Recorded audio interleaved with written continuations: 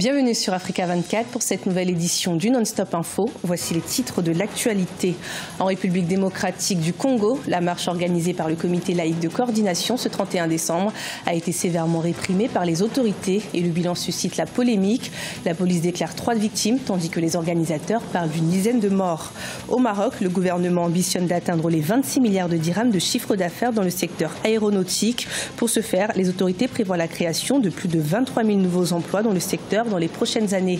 Et puis en Tunisie, une nouvelle augmentation des prix du carburant entre en vigueur ce 1er janvier. Celle-ci est estimée à 50 millimes et s'inscrit dans le cadre de la régulation automatique appliquée tous les 2 ans par les autorités.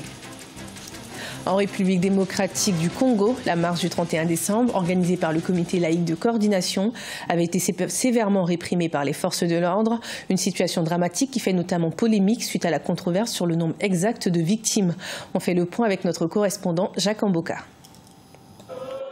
3 morts, c'est le bilan dressé par la police nationale congolaise à l'issue d'une journée sous tension qu'a connue la capitale Kinshasa le 31 décembre 2017. Pour la police nationale, les tués seraient plutôt des bandits et non les manifestants. Des propos contredits par le comité laïque de coordination, organisateur de la marche. Dans un communiqué, le CLC a dénoncé l'usage disproportionné de la force de la part des services de sécurité. Le comité laïque de coordination parle d'une dizaine de tués, plusieurs blessés et interpellés à l'issue de cette manifestation. La première des choses, nous célébrons au nom de la SENCO la fin de l'accord du 31 décembre 2016.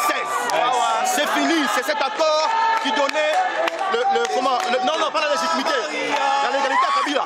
Une déclaration solennelle de la part du président Joseph Kabila attestant sa ferme volonté de ne pas se représenter à la prochaine présidentielle et le respect intégral de l'accord de la Saint-Sylvestre sont quelques-unes des raisons évoquées pour cette manifestation qui a été interdite par le gouverneur de la ville. À la veille du 31 décembre, plusieurs acteurs du pouvoir ont appelé au boycott de cette marche. Parce que mettre le peuple dans la rue, c'est une chose. Demandez à ceux de l'opposition. Quand ils mettent la position, quelques fois qu'ils ont réussi à mettre la population dans les rues, qui la contrôle après? Personne. J'aimerais rappeler qu'au sein de l'Église, il y a les gens de l'AMP, il y a les gens de l'opposition et il y a des gens de la société civile. L'Église doit être au milieu du village. L'Église catholique a été appelée par le chef de l'État pour demander leurs bons offices. C'est tout. 2018 s'annonce très mouvementé et sous tension en République démocratique du Congo. Le comité laïque de coordination annonce la poursuite des manifestations similaires tout au long de l'année. Un bras de fer qui, selon les observateurs, mettra en exergue l'Église catholique avec cette structure qui bénéficie du soutien de partis de l'opposition, eux qui ont tenté sans succès d'organiser des manifestations au cours de l'année 2017. Notons que l'Internet coupé la veille du 31 décembre par le gouvernement a été rétabli dans la nuit du 1er janvier 2018. Au Maroc, plus de 70 jours après le limogeage de 4 ministres, le chef de l'exécutif chérifien, Saïdine El Othmani, peine à faire occuper les postes vacants. Une situation similaire à celle de son prédécesseur, Abdelillah Ben Kiran, qui avait par ailleurs motivé son renvoi par le roi Mohamed VI. Plus d'explications avec Ashley Duprat. Au Maroc, les postes de l'éducation nationale, de la santé ainsi que de l'habitat sont toujours vacants, plus de 70 jours après le limogeage de leurs occupants par le souverain chérifien Mohamed VI. Saadedine El Othmani, le chef de l'exécutif, peine en effet à remanier son gouvernement. Il avait déjà proposé une première liste de noms au roi, liste qui avait été refusée. On demande plus des profils de technocrates que de politiques. Or, les gens qui sont proposés, les cadres du PPS et du Mouvement populaire, ne semblent pas faire l'affaire. Une situation d'impasse ministérielle déjà bien connue dans le pays. Il faut dire qu'Abdelillah Ben Kiran, prédécesseur de Saadedine El Othmani au poste de Premier ministre, avait en avril 2017 fait face au même scénario. À l'issue de plus de 6 mois de blocage, le roi Mohamed VI l'a démis de ses fonctions suite à son incapacité à former un gouvernement.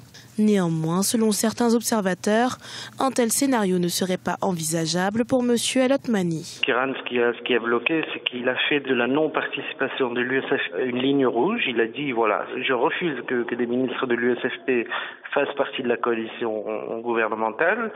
C'est ce qui a signé sa perte d'ailleurs, parce que le successeur de Ben Kiran ne pose aucune condition. Il est ouvert à tous les scénarios et finalement, c'est pas entre ses mains, il le sait très bien. Mais il est volontaire, je veux dire, il refuse rien du tout. Il n'y a aucun blocage de son côté. Il attend simplement l'aval royal, tout simplement. Autre défi qui attend le chef de l'exécutif marocain, la création d'un ministère délégué auprès du ministre des Affaires étrangères et de la coopération internationale chargé des affaires africaines. Cabinet demandé par le roi Mohamed VI lors de l'ouverture de l'année législative 2017-2018. Toujours au Maroc, le gouvernement ambitionne d'atteindre les 26 milliards de dirhams de chiffre d'affaires dans le secteur aéronautique. Le ministre marocain de l'Industrie, de l'Investissement, du Commerce et de l'Économie numérique a indiqué que le royaume chérifien devra aussi créer plus de 23 000 emplois dans le secteur dans les prochaines années à venir. Plus de détails avec Ibrahima Dioumaba.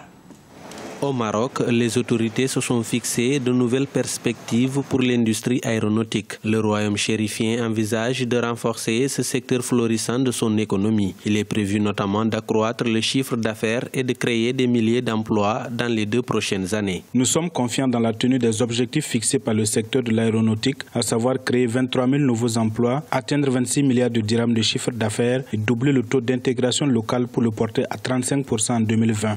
Selon les chiffres officiels, le secteur de l'aéronautique du Maroc a réalisé une croissance de plus de 18% en 2017 par rapport à 2016. Cette performance est portée, selon Moulay Hafid El Alami, ministre marocain de l'Industrie, par la conjoncture mondiale qui a permis une demande réévaluée à 40 000 nouveaux appareils d'ici à 2030 et aussi un recours plus important des constructeurs aux sources émergentes.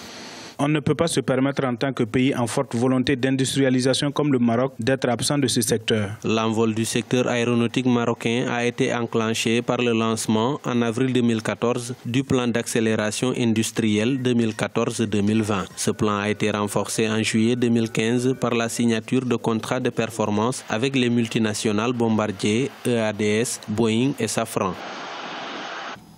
Depuis le 1er janvier 2018, le prix du carburant est en hausse en Tunisie, une mesure qui s'inscrit dans le cadre de la régulation automatique appliquée tous les 2 ans par les autorités tunisiennes et qui est estimée cette année à 50 millimes. Le point avec Ashley Duprat.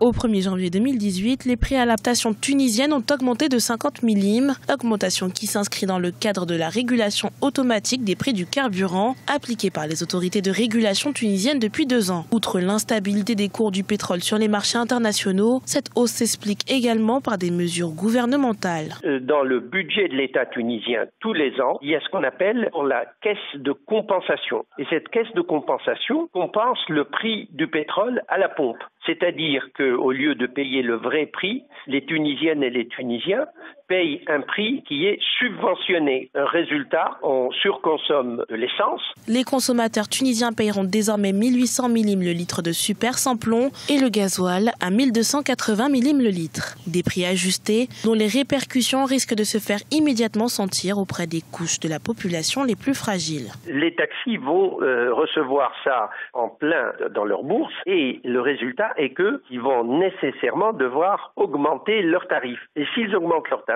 qui va être affecté?